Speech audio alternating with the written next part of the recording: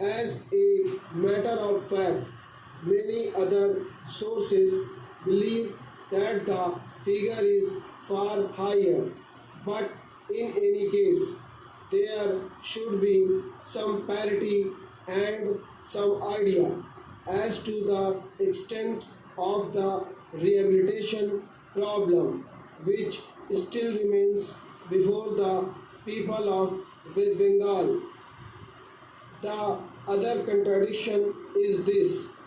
On the one hand, Srimati Renuka Ray says that in the near future they will be making a successful completion of the work of economic rehabilitation of refugees in that state. But only last year, Sri A.P. Jain said that as yet the problem of the displaced persons from Bangladesh was a matter which was giving some concern. I really do not understand why, in spite of Sri A.P. Jain recognizing that the problem is still quite serious, Srimati Renuka Ray should have made such a statement. Yet, when we heard the Honorable Finance Minister, we find that there has been a big shortfall in rehabilitation budget. I think that if the fact-finding committee's report had been published, the assessment that we have rehabilitated about 50% of the people of Bangladesh who came over as displaced persons would have become quite clear in regard to its incorrectness. As a matter of fact, when we went round the camps and colonies in West Bengal, we found that as yet not more than 15% of the people have been rehabilitated in the sense that they are able to eke out their subsistence on the poorest levels.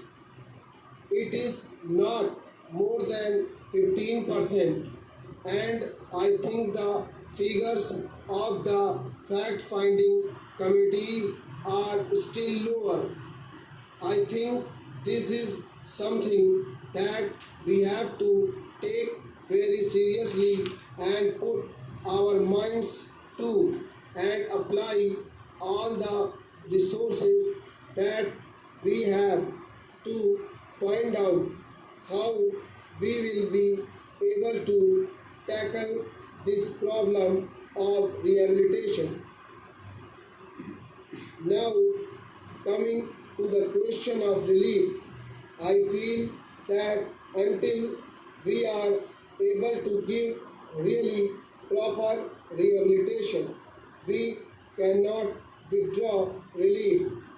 It is no use arguing whether relief leads to lethargy and moral slackness.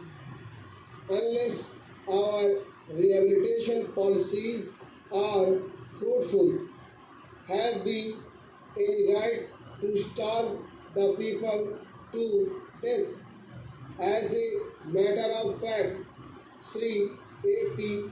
Jain may know that in West Bengal, the incidence of tuberculosis amongst the refugee population is very high.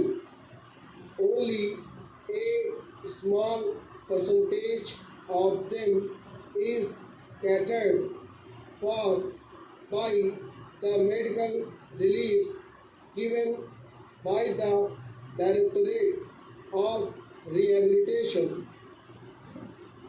If I am to tell you the tragic fate of the refugees in West Bengal, I would refer you to a report which appeared in February 1954